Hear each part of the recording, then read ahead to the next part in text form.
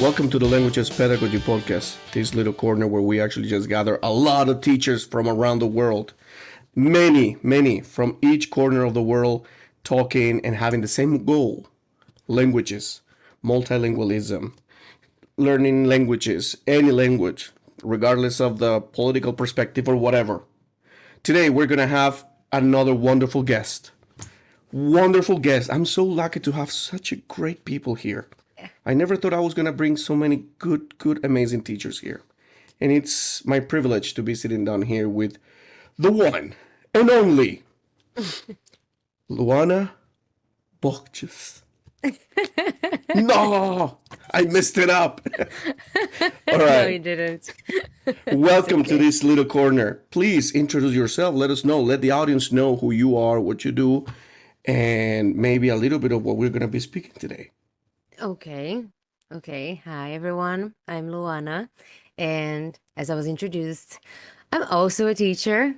And I think that's part of the definition of who I am at this point, since I've been almost half my life being a teacher. And I mainly teach English, but I've also had experience teaching my native language, which is Portuguese, and business and marketing. So I have I've had a couple different angles to share. That's why I'm here today. And when you contacted me, so the topic that just came up in my mind was the birth rates dropping at this point and what we can do about it. So I feel like it's appropriate for this moment, you know. Yeah, definitely. we can be a little bit apocalyptical about it, no problem. Well, it is what it is. It has to be actually apocalyptical, because we actually started with baby boomers and then now we're like, there's no more about it. We are dropping it like it's hot. Baby boss, yeah. Yes, just bring a little bit of Snoop Dogg here, no problem. That's the way it has to be. Okay, so we have this really big issue actually with the baby boomers in that time and right now, baby boss, nothing. What happens with schools when birth rates fall? That's a very big one. And right now that you're actually based in China, for sure you're gonna start actually feeling it that. Because I start feeling it.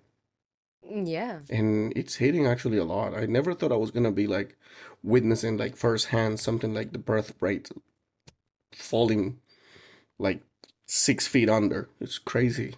Yes. So starting with this, why this matters? Why birth rates matter in education or needs to matter to all educators?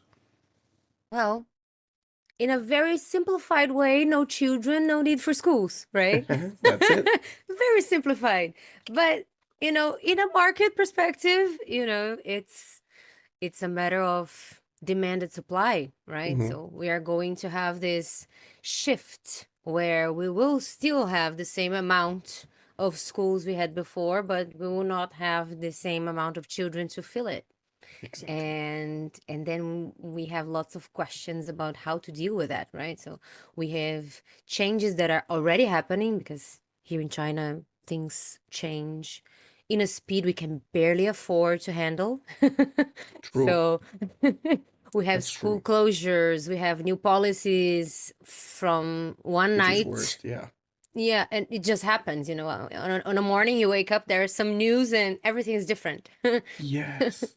And eventually this will hit the market not only in kindergartens, for example, but also middle school, high school, and finally university. So it's gonna Yeah. hit everyone. Exactly. So this actually takes me to one of the questions that actually came to my mind right now, because if we have this problem, how closely connected are the demographics with the future of schools then? In simple words there. I mean, we have global decline happening, right now, Yeah. at this point. So since let's say around 1950, since the 50s, we Yeah. have, global birth rates dropping since. But things are getting more serious now because of, the economic system and that we are living. Post-pandemic as well, maybe. post-pandemic and how sustainable it is to have a child nowadays, right? Not only we have people that have more access to education and now are choosing not to have children, but that's not even the biggest reason why people are not having children, because it's not affordable to even Of live as course. a single human being, let It's alone have a hard. child or more than one, right? So it's going Yeah. crazy. And in China, I think it becomes clear because we have significantly more people. So the impact is significantly bigger, Yeah. right? In China, we had like, I think the peak of the birth rate in Yeah. 2021, because we ended the last child like limitation policy, because we had, you know, come from the 80s with the one child policy and Yeah. everything. And Yeah. then the last one dropped in 2021. So we had like peak there. Since then, it went down like crazy. Yeah. Now we have, I think, less than one.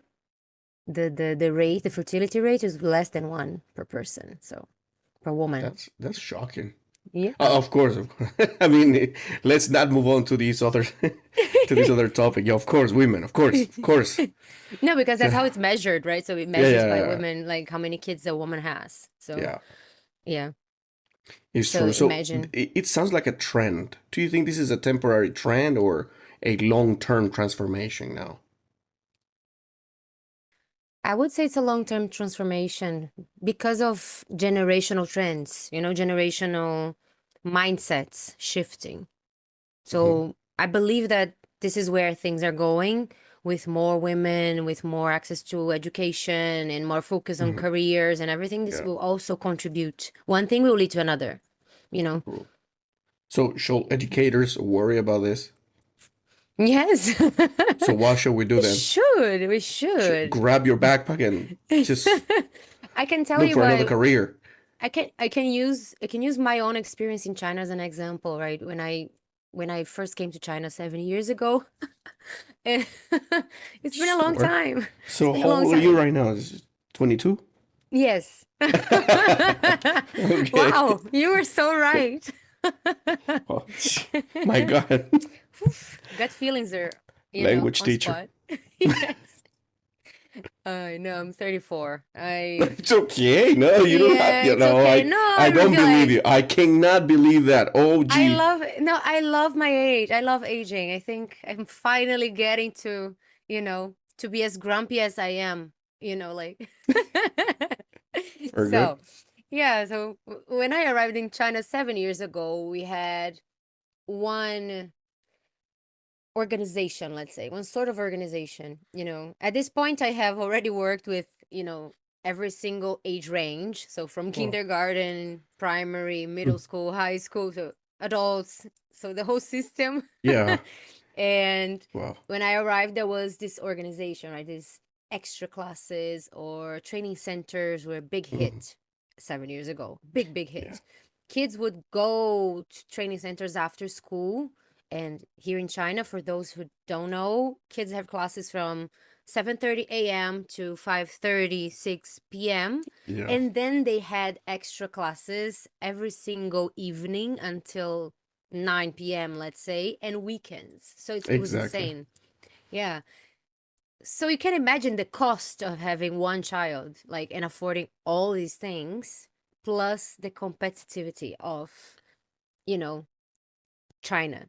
So you imagine you pay all these extra classes because you want your child to succeed, and then it's a cycle that never ends. It became insane Yeah. and unaffordable. Like it's impossible to pay for all of that, like good But it was good for schools. us, on the other hand. Oh, for us it was amazing. Of course, we had jobs like, jobs, jobs, Yeah, jobs. exactly. Go ahead. And then the policies have started Yeah. after COVID, right after COVID. Policies changed and many training centers closed because it became illegal to have extra classes for small kids after school hours. So Was it then because that of the was, demographic as well? Because of the. Hmm. yes, also because they started understanding the impact of that in a child's development, right? Yeah. think about it, they don't have time to be a child, Yeah. to have fun, to be creative, to develop, you know, Yeah. freely. There is Yeah. no freely.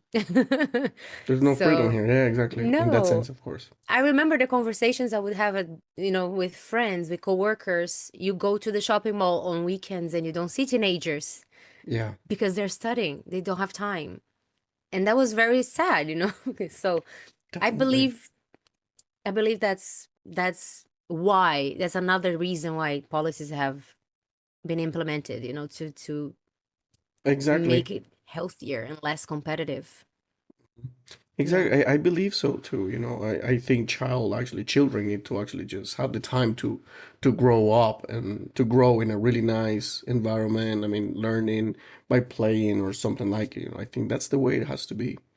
But here's exactly. another point, the global decline you were actually talking about a little bit. Hmm. So what are the main reasons birth rates are declining across so many countries in this case? Because it's not only in this country, but so many countries, starting with Japan. Hmm. Yes, That's the top. That's the number one, I think.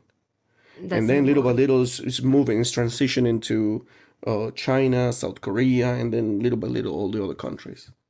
That is globally. Why is that? Do you have any perspective on that?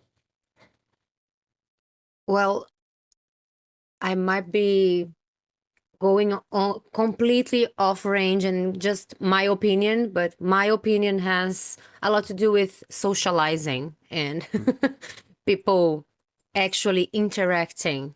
People are Yeah, not relating the same as before. Therefore, building a family becomes somehow unattainable.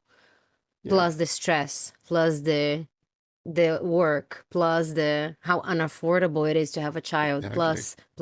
plus. So in my opinion, that's the main reason why human relationships are very different, and I don't think that the human brain is emotionally capable of dealing with all that we've Exactly. been dealing, all the stimulation from social media, for example, and human relations. That's the point exactly. Social media. So actually, that's what is changing how younger generations view marriage. Maybe they don't actually want to have a marriage. They don't want to marry it, or they don't want to have family or parenthood or something like it. Social media. So this is the one to blame. Number one. Yeah, Ooh. I would blame Ooh. it. Yeah, I yeah. would blame it. Point my Of fingers. course. You guys are very bad. Exactly. No, it's true. That's another factor. Of course, you already mentioned the economic one. The economy is one of them. It's the number one, I would say, aspect that why people don't want to have actually kids. And now the Mhm. other one is social media. Totally lost interaction there. So Yeah. if birth rates continue falling at current levels, what does the world of education look like in 20 years then? Well, In 10, in 20 years. yeah, we don't even need to go that far. Let's be more apocalyptical. Okay, next year. In Ah, 5 years from now. Jesus. Jesus. Why not? Okay. I can see smaller groups in a general sense, which is not a bad thing for educators, but Mhm. way more pressure from school leaders, higher standards for the teachers, probably more pressure on the teachers Mhm. for pleasing the parents, for example.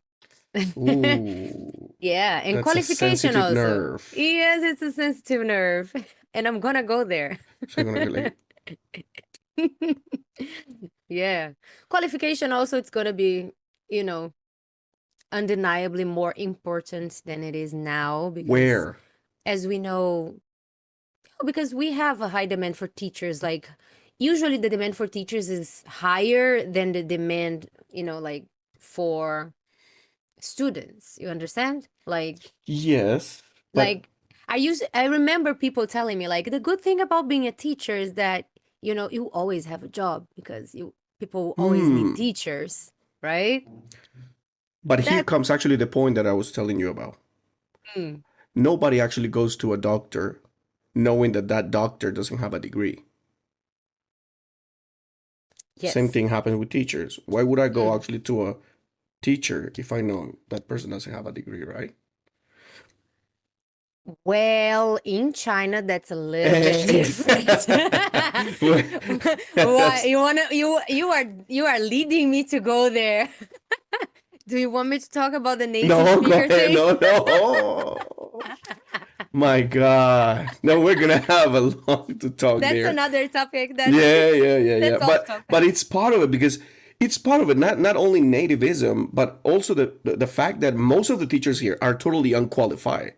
Yes. So, but you're saying that maybe the qualifications will be a little bit more high. I mean, people will start actually looking for more highly qualified professionals, but that hasn't happened. Like, No, that's what I'm. No, it's already happening. Happening. really? Yes. If you see, because I'm in contact with agents like frequently Hmm. because I usually have friends and, helping friends Yeah. around things we do here in China Yeah. because It's this true. is a small world where all the foreigners kind of know each other. It's true. It's true. Right? At Nitory's Incubator, we transform ideas into successful businesses. We guide your strategy with planning, education, and practical expertise. From branding to positioning, we help your company stand out. We build marketing systems that grow your audience and your sales. We also evaluate opportunities and create impactful customer experiences. Nitory's Incubator. Create it, grow it, bring it to life.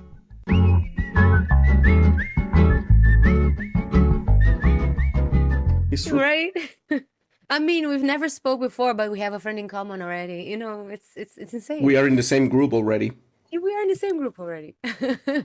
So I, I think that okay, the native speaker thing it's another way of selecting, but the Hmm. qualifications are becoming more important. Like they're more important now. Now you cannot only be a native speaker.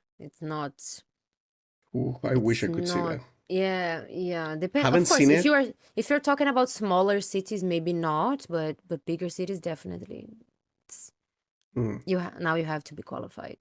That's Also pretty good. because I could see some changes in the visa like process here in Xi'an. Oh, Xi'an is yes. hi, Xi'an is the city I live. For the people who don't know me. Everybody, you know where Hi. she lives. Yeah, I live in Xi'an, which is a city right in the middle of China. Very hot. Yes, the end of the Silk Route of Ooh. sorts. Yes. Okay. And and this segment And is it's a brought to you small, thanks by and Xian yeah, it's a kind of Luana a in the small middle. city, only like around 8 million people, like Yeah. 80 million. It's fine. Wow. Small. Mm, Eh, I swear. But yeah, yeah, it's crazy. it's in the visa process. It's already like there are lots of details added that things that are not acceptable anymore that were in the past. Like, for example, your teaching experience only Hmm. counts from the moment you got your degree now. And this was very, Oh, very recent, like a year and a half ago, they implemented. So, that's nice. so Okay, yeah. okay. So So that's that's good for future. me. That's it. It's good for us. Yes. Yeah, I'm 50 years old. Imagine. Okay. Okay. Sure. So Yeah. we have this one. Yeah, of course. In 5 years now, we're gonna have that. That's gonna be the change. The degree Mm, maybe. That's yeah, one. that's one. Another one more apocalyptic. Do you have there? Well, More apocalyptic. okay. Consequences. The market leads with supply and demand. If there is a high supply of schools and a low demand of students, Yeah, the natural tendency would be for prices to drop and schools close and less that's true. jobs and less job. Like, one thing will lead Yeah, to another, less exactly. payment, less. So that's another apocalyptic prediction. Yeah. Well, but it's true. I mean, it is the reality. That's already Now, happening in universities. They're already yeah. paying less. And what about the student enrollment right Mm. now? How do you see it from the city where you are based in? Is it is It's it is it already decreasing? it is decreasing, and schools are already fighting for parents. I mean, right now I work at a Yeah, kindergarten, and right literally. now I can see that happening. Like, it's not a prediction, it's my reality now. You see, you know, schools already fighting for parents' attention, and the A lot. focus, yes, the focus being shifted to things that are not connected to education and are completely focused on pleasing the parents, which is a very dangerous thing to do Hmm. because it shifts the focus from education completely. That's it. Then I it think, becomes, yeah, I think the trend right now is just becoming a TikTok school. Looking good yes, in TikTok. yes, The better you look, that means your school is the top, yes. I regardless of have the a, teachers or whatever. I have assistant teacher hired based on her ability to make pretty pictures. Oh, gee. I know, That's it. I know cases like that. Yeah. Mm-hmm. Oh my goodness. I Well, yeah, cannot yeah. reveal where, but I know places. Man, I don't want to get canceled, please. No, don't get no, no. We're not mentioning any names, so it's fine for now. No. Exactly. Actually, I'm not in Xi'an. Like, not to mention. Yeah, yeah, right now, It's exactly. No, Chengdu. It's no, no. Chengdu. Yeah, yeah, Uh, yeah, exactly. Yeah, yeah. No, no, no. Like, that's the only way. So yeah, yeah. it's pretty bad that one, And why this is very bad because, right now we don't have in China, parents are not millennials anymore, like for kindergarten kids, they are Gen Zs. It's And true. then we need to think about this. Jesus. We need to I, think about it. Think about this, because each generation has their, characteristics, yeah, personality wise, behavior, like consumer behavior wise. exactly. So if you think about parents, like Gen Z parents, they are very influenced by social media trends, for example. Let's say, okay, that's a Super. fact. Yeah. Yeah. They are influenced by trends and in education as well. So they will see some sort of tendency in education and they will just follow and want a school to be also agreeing with that, regardless of the depth Hmm. of that concept, right? So they just saw a pretty video about a curriculum and they decided that this is the curriculum I want for my child. There is no even for real, but there is no deep thinking about that child's life, the Exactly. implications on that child's future, and the consequence. There is no linking. There is just Hmm. following a trend. That's very Hmm. dangerous, even for the child, emotionally speaking. So, for example, Gen Z parents, I I am in contact with Gen Z parents, right? So Hmm. I can speak from both experience and from observation that they come up with ideas that they want implemented in the classroom. See? My goodness. It's getting hot in here. I know. Jesus. Again, very dangerous because, as much as they want the best for their kids, Mhm. nobody's born like trained to be a parent, right? They learn on the go. I assume everyone goes the same way. Nobody studies to As be in a everything, parent, yeah. yeah, Exactly. right? But much less to say how a classroom should go, Hmm. right? And then that's where the schools are going to get a big problem because you have, let's say, 15 kids in a classroom. Okay, I'm being optimistic because it could be 20, Hmm. right? Yeah. 20, let's say. Okay, Okay. 20 kids. You have 20 Yeah. parents from different upbringings, from different perspectives, influenced by different trends, and they all want to influence what happens inside the classroom. Hmm. Then what? True. It's, Yeah. you know, Shocking. yeah, where are we going with this? Yeah. So these type of a trend Mm, tendency in a lines, Is this affecting only rural areas or major cities? Or in rural areas is already doomed?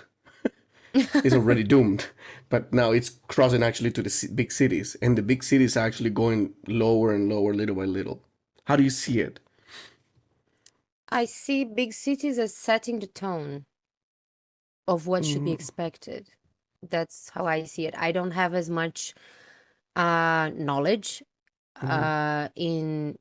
in rural areas to give you my opinion on it, because I do not have Yeah. enough, knowledge about it. So, but what I can say is that big cities usually set the tone of the expectation level of what should be, how things should be. Usually, rural areas will try to follow up, Hmm. even though the access is completely different. It's Yeah. not, yeah, it's more limited than So then definitely. the Mm, rural areas will fall, the last ones there. probably, probably. Jesus. We're going in the wrong side. I mean, we are in a terrible time actually for educators. It was good actually, and as you said, 2021, 2020, I think that was the top, the highest for teachers in China, maybe. Mm, Really good amount of money. Really good. A lot of kids around. Woo! true. So, but right now it's going down, decreasing. Now, what would surprise foreign educators the most about what is currently happening in Chinese school? There might be a lot of foreigners who still want to actually go to China, teach there and all that. There are still lots of opportunities. And it's funny because the newcomers, they will probably like see it the same way that we saw it in the beginning. The difference is that we have the whole timeline to compare and say, oh, it was Yes, much better before, but for them, it's great now. Because if you think about it, from our countries, education, definitely. yeah. So if you compare to, at any point, anyone complains about, life in China and work in China, I always say, listen, back home, back Well, the thing is home. that education everywhere, it's quite messed up. I don't want to use the proper word. I'm gonna use this one Mm, or the beep, but yeah, totally messed up. it is. Anywhere except for the Nordic countries. They're the only ones who actually pay really good. Classes are shorter, no homework. Yeah, Beautiful. But true. yeah, I mean, I think that point specifically is because of the salary. Mm, Salary wise, of course, a foreign status is super good. yes, especially in China.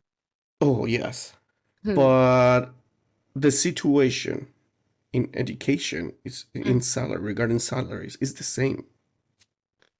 A regular teacher here, Chinese teacher, is making exactly the same amount people actually make in Brazil, in Chile, in Mexico, in the US. It's quite the same. yeah, yes, So definitely. just the foreign status give us that advantage. Yes. We are surfing a wave of status, actually. That's what we do here in China. The status that being a foreigner and educator brings us, because, you know, in Chinese culture, we are still very much valued Yeah, as an asset. So, exactly. That's a which good one. is, yeah. And which educational sectors, for example, are likely to grow despite declining student numbers? Do you see any light at the end of the tunnel? You mean something specific? Yeah, any sector, like, or any specific subject, let's say subject teacher or whatever, may still grow despite the declining of students. Well, anything connected to STEM, anything connected to artificial intelligence, definitely will be in the high demand over the next couple of years to educate and raise awareness on how to do it, right? Even Mhm. though kids will have access to a lot already online, you still need some sort of guidance over that. Yeah. And I see some also some curriculums that are already in higher demand. For example, in China, I see IB curriculum growing a lot, and people Hmm. like international schools, and they always use that framework, to adjust. They combine it. For example, they do Montessori and then IB for primary on, and these kind of combinations of international curriculums to attract Yeah. said parents that I just mentioned Competition. before. Yeah. So Competition yeah, so between among all the schools and all that in curriculums. But it's quite yeah. weird because I've noticed actually that most people, I'm Mm. not talking about nationality, most Okay. people, they just want to actually talk. They just want to actually take some classes from any international school, but they don't even know actually what's the philosophy behind that school. Yeah. What is an IB program? They don't know. What is a Reggio Emilia approach? I don't know. No clue. Montessori approach? A little bit, maybe they might know. They Mm. might have actually quite a few ideas there, Hmm. but it's also another problem there.